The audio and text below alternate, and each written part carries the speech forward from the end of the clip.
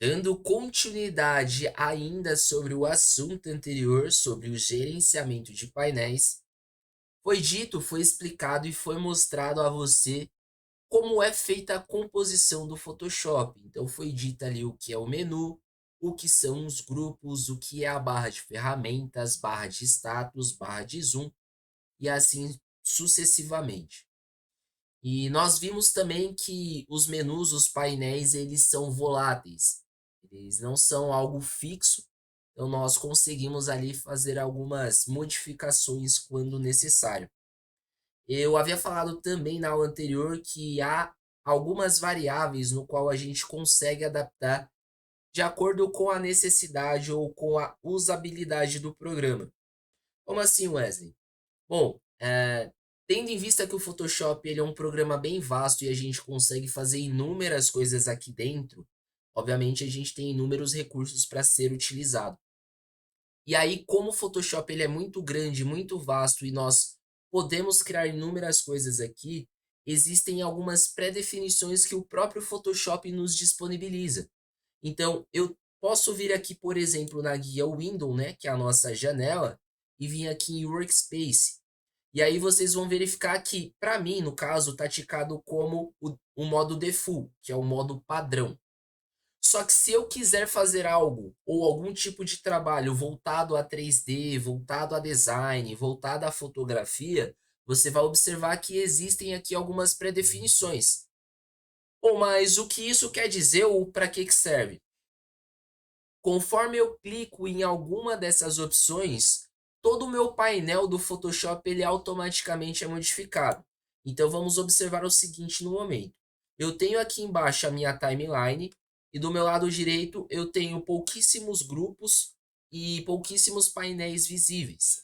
Se eu vier no meu menu Window Workspace e eu clicar em Design, por exemplo, todo o painel ele foi automaticamente modificado para que eu faça um trabalho voltado a design, ou seja, design tem algo voltado à criação, a algo textual, voltado a cores. Então ele deixa aqui de uma forma mais fácil, disponível para que eu ache opções voltadas a texto, não só o tipo, mas também como qualquer outro contexto voltado ao texto, como bordas, tamanho, se eu quero na vertical, se eu vou querer ou não colocar adicionais como negrito, itálico.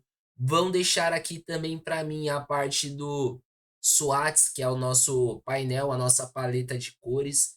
Então, se eu voltar no Windows, por exemplo, e eu voltar no Workspace e eu não quiser mais o nosso design, eu quero, sei lá, de repente mexer com uma fotografia.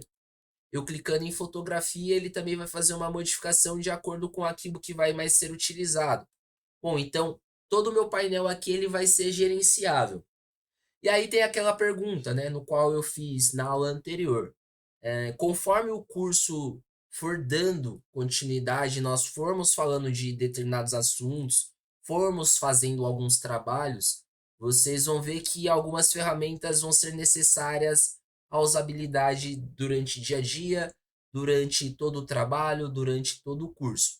Esse tipo de painel ou esses tipos de painéis, assim como o próprio Photoshop já deixa alguns pré-definidos disponível para a gente, nós também conseguimos criar de acordo com as nossas necessidades e é o que eu quero mostrar para você. Então, se eu voltar novamente aqui no meu Windows Workspace, ao invés de eu clicar em alguma das opções pré-definidas, eu também posso fazer aqui uma opção de New Workspace. Só que um detalhe, como isso funciona? Toda vez que eu clicar para criar um novo workspace, ele na verdade vai acatar o que eu já tenho ticado, o que eu já tenho como ativo na minha tela. Bom, se a gente fizer uma pré-definição, o que eu tenho ativo na minha tela no momento são os histograms, os layers, os options e os tools. São essas caixinhas que estão ticadas aqui. Bom, suponhamos que eu queira, sei lá, de repente criar algo que eu precise fazer a utilização de blush, que eu precise fazer a utilização de colors, que eu também precise fazer a utilização de styles e que eu também precise fazer a utilização de channels. Bom, observe que aqui no meu lado direito, no meu painel, eu acrescentei alguns ícones, né? E esses ícones eles possuem determinadas opções e funcionalidades aqui dentro de acordo com o que eu cliquei e deixei ativo. Agora, se eu voltar aqui no meu menu Window Workspace e eu criar um New Workspace, eu vou colocar um nome aqui pré-definido como teste. E assim que eu salvar, tudo isso que eu acrescentei na tela vai ficar salvo nesse meu modelo pré-definido. Então, quando eu voltar aqui em Workspace, primeiro de tudo que ele já vai estar ticado porque eu ativei e criei algo com esse nome. Mas toda vez que eu quiser fazer a utilização dele, ele vai estar aqui para mim. Um exemplo, eu vou voltar no meu modo design, aonde vai ter ali os meus SWOTs, tudo que é relacionado a design, e aí por um acaso eu preciso fazer um trabalho voltado com aquelas ferramentas que eu tenho necessidade que eu personalizei. Então, se eu voltar em teste, automaticamente vai voltar todas aquelas predefinições que eu criei. E aí, para que isso é necessário? Vamos colocar no contexto do seguinte: imagina que você já é um designer gráfico formado, atua na área e principalmente trabalha por conta própria. E aí, dentre todos os trabalhos durante todos os dias da semana, você precisa fazer a criação de folders, fazer a criação de banners, fazer a criação de layouts para sites, criação de templates, cartões de visita, cartões de aniversário e assim sucessivamente. Convenhamos que cada um desses são trabalhos específicos que talvez vá utilizar ferramentas específicas, modelos específicos, tamanhos de documentos específicos. Então, por que que você vai toda vez configurar, toda vez que você precisar fazer um tipo de trabalho como esse, se você para cada um pode colocar como pré-definição?